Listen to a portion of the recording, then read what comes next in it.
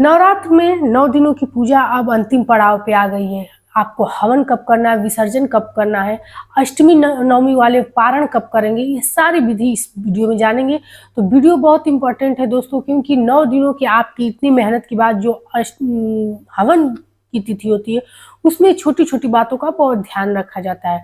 जय श्री राम, स्वागत है हमारे चैनल समृद्धि में। दोस्तों आज हम वीडियो में पूरे नवरात्र के अंतिम दिनों की विसर्जन से लेकर के हवन तक के बारे में सब कुछ जानेंगे।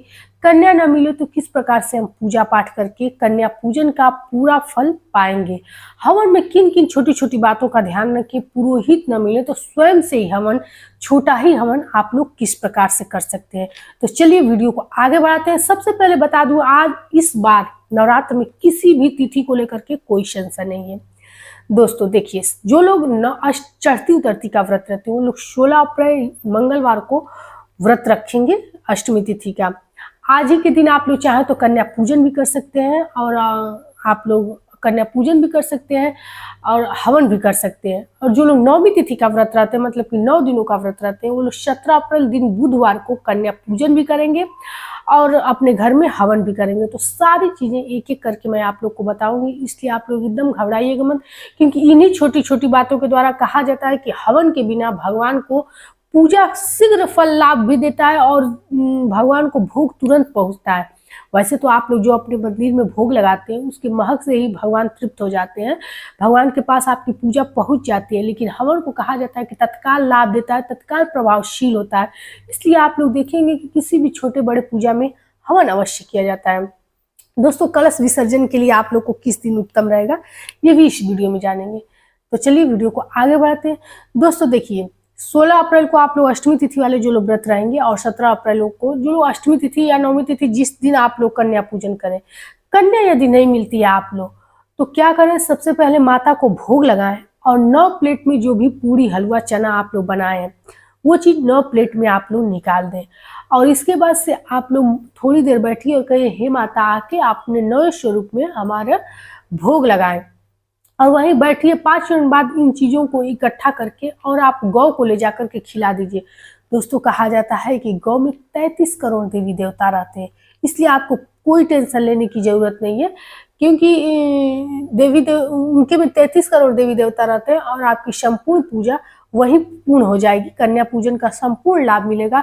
कम से कम समृद्धि परिवार से जुड़े हैं तो इतना विश्वास कीजिए कि ये पूजा सबसे बड़ी रहेगी, क्योंकि इस समय टोने टोटके ज्यादा होते हैं, इसलिए कोई कन्या को खिलाने के लिए किसी के घर भेजता नहीं है।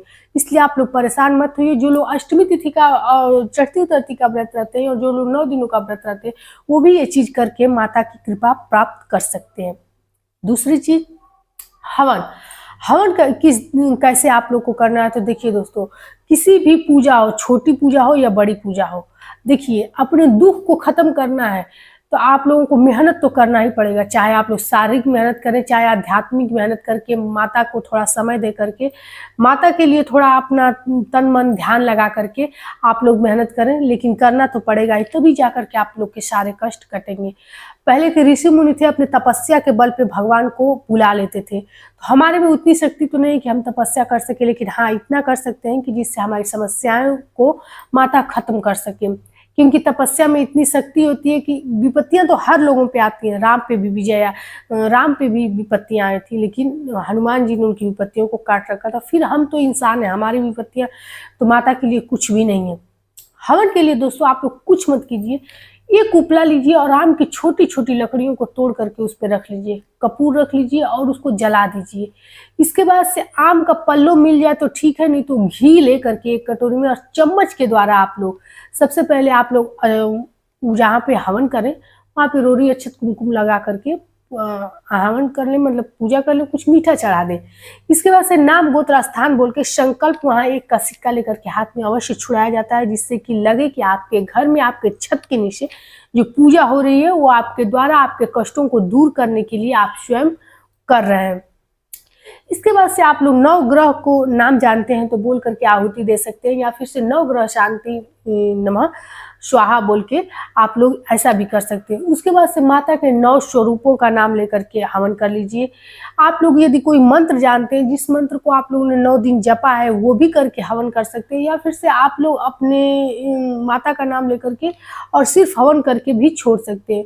दोस्तों, कहा जाता है कि अगर आप लोगों को पूजा में थोड़ी भी त्रुटि हुई है और हवन मात्र आप लोग बढ़िया से कर ले, तो आपको पूजा का पूरा यज्ञ इतना लाभ मिलेगा। देखिए, कोई पूजा हो, छोटा हो या बड़ा हो, हवन करना अवश्य विशेष जरूरी होता है दोस्तों, इसलिए हवन करना न भूलिएगा। हमारे सभी कष्टों को काटने वाली माँ देवी होती हैं। अगर आप लोग समृद्धि परिवार से हैं तो जो मैं उपाय बताती हूँ, जैसे बताती हूँ, वो अवश्य आप लोग कीजिए और देखिए आपके जीवन में कितना परिवर्तन आता है। इन छोटे छोटे कार्यों के द्वारा आप लोग अपने जीवन की समस्याओं को समाप्त कर सकते हैं। और 9 दिनों का विशेष महत्व इसलिए है कि आप लोग भारतवर्ष में जानते होंगे, देश के कोने कोने से लोग अपने स्थान पे आते हैं माता की पूजा करने के लिए, इसलिए आप लोग ये कार्य अवश्य कीजिएगा। दूसरी चीज, विसर्जन आप लोग को कब करना है, तो इसी में आप लोग छोटी छोटी गलतियां करते हैं। विसर्जन आप लोग को गुरुवार के दिन करना है, जिस दिन की आप लोग को पारण करना है। यहाँ मैं एक छोटी सी चीज आप लोग को बताना चाहूंगी कि बहुत लोगों का कहना है कि जैसे कि जो लोग नौमी तिथि का, नौमी मतलब 9 दिनों का व्रत रहते हैं, वो लोग नौमी तिथि को भी पारण कर सकते हैं, लेकिन ऐसा शास्त्र में कहीं वर्णित नहीं है। नौमी तिथि का मतलब कि 9 दिनों का आप लोग को व्रत करना ही पड़ेगा। इसके बाद 10वीं तिथि को आप लोग को पारण करना चाहिए। इसलिए गुरुवार के दिन, कम से कम समृद्धि परिवार से जुड़े हैं तो गुरुवार के दिन आप लोग पारण कीजिएगा। और पारण के पहले आप लोग सबसे पहले माता की चौकी हटाइएगा और उनका फोटो जो भी है मंदिर में ले जा करके रखिएगा। पान, सुपारी, सिक्का जो भी आप लोग रखे हैं, उसको आप लोग अपने धन के स्थान पर रख लीजिएगा, ताकि आप लोग की बरकत बनी रहे। जो भी कलश में जल है उसको अपने पूरे घर में छिड़क दीजिएगा, ताकि आपके घर की नकारात्मक साथ समाप्त होकर माता की कृपा बनी रहे, सकारात्मकता का प्रभाव आपके घर में रहे। इसके बाद से चौकी हटा करके नौमी तिथि को जो आप लोग प्रसाद चढ़ाए हैं माता को कन्या पूजन के लिए, उसमें से थोड़े से प्रसाद आप अपने ढक करके फ्रिज में रख लीजिएगा। चाहे चना रख लें, पूरी हलवा जो भी रख लें, पूरी तो रखेंगे तो फ्रिज में कड़ा हो जाएगा, हलवा ही रख के और अपने पारण से भी पहले माता के प्रसाद का सेवन करें।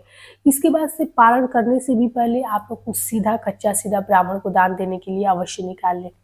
कच्चा सीधा में मतलब कि चावल, आटा, आलू, भोजन की सामग्री निकाली जाती है दोस्तों। किसी को मान लीजिए कुछ ऐसी चीज़ें तो आदमी उठा करके सूखा नहीं दिया जाता है, दोष माना जाता है। और उसमें 11, 21 जो भी आपकी शक्ति और सामर्थ्य के अनुसार, क्योंकि हर लोगों की सामर्थ्य इतना नहीं रहती है कि हर ब्राह्मण को वस्त्र दें और 1000, 500 ऐसे रुपए दें। जितनी आपकी शक्ति उतनी मुद्रा निकाल करके आप लोग तब जा करके पारण कीजिए। पारण में भी सबसे पहले आप लोग पहले गौ को अग्रासन निकाल लें।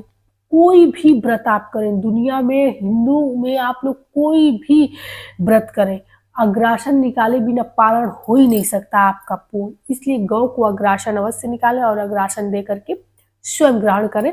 अब आपकी पूजा पूर्ण हुई 9 दिनों की। दोस्तों, नवमी, अष्टमी, नवमी जिस दिन का भी आप लोग व्रत रखें, कन्या पूजन और हवन अवश्य करें, क्योंकि कहा जाता है कि माता का संपूर्ण पूजा तभी पूर्ण होता है जब कन्या पूजन करें। और कन्या पूजा की मैंने आप लोग को आसान विधि बता दी। यदि आप लोग को लगता है कि ऐसे करके नहीं कन्या मिलती ही है तो सबसे बड़ा फलदायी होता है, तो एक बात आप लोग जान लीजिए, 33 करोड़ देवी देवता गाय में निवास करते हैं, उससे बड़ा कन्या पूजन हो ही नहीं सकता। और आजकल का जैसा समाज चल रहा है कि लोग अपनी बेटियों को भेजते नहीं है खाना खाने के लिए टोने टोटके की वजह से, तो आप लोग ऐसे में आप लोग पूजा छोड़ने से अच्छा है कि आप लोग एक चीज करके देखिए। निश्चित रूप से जिस इच्छा को लेकर करेंगे, जिस संकट परेशानी से जूझ रहे हैं, वो चीज आपकी समाप्त हो जाएगी। माता आपकी आस्था की भूखी है, आपके प्रेम की भूखी है, न कि आप लोग क्या क्या उसमें कर दे रहे हैं, इस चीज के लिए वो नहीं भूखी है। इसलिए पूरे आस्था और विश्वास के साथ आप लोग हवन और विसर्जन। और देखिए, एक चीज यहाँ मैं आप लोग को बताना भूल गई, आप लोग जब हवन कीजिएगा उसके बाद से पूरा परिवार मिल करके तब कन्या पूजन के बाद आरती कीजिएगा। पहले हवन, फिर कन्या पूजन, फिर जाकर के आरती किया जाता है। आरती में आप लोग पूरा परिवार सम्मिलित होइएगा, क्योंकि ये चीज 9 दिनों की सबसे अंतिम आरती रहेगी। इसमें सभी लोग सम्मिलित होकर के आरती करें और आरती की जो थाल रहेगी उसको घर के हर कोने में घुमाइएगा दोस्तों, ताकि पूरे साल आपके घर माता का विष्णु माता का आशीर्वाद बना रहे, आपके घर में सकारात्मकता बनी रहे, दुख बलाय आपके घर से भस्म हो जाए इसी हवन में, और आपके घर में पूरी सकारात्मकता के साथ रोग बीमारी से दूर रहे, दुख दरिद्रता आपके घर से चली जाए। तो आशा करती हूँ दोस्तों हमारी वीडियो आप लोग को अच्छी लगती होगी। छोटी से लाइक के जरिए आप लोग हमारे वीडियो को सब्सक्राइब भी कीजिए, ताकि हमें प्रेरणा और बल मिलता रहे और आपको ऐसी शुद्ध सात्विक जानकारी समृद्धि की मिलती रहे। फिर मिलते हैं एक नई जानकारी के साथ, तब तक के लिए जय श्री राम।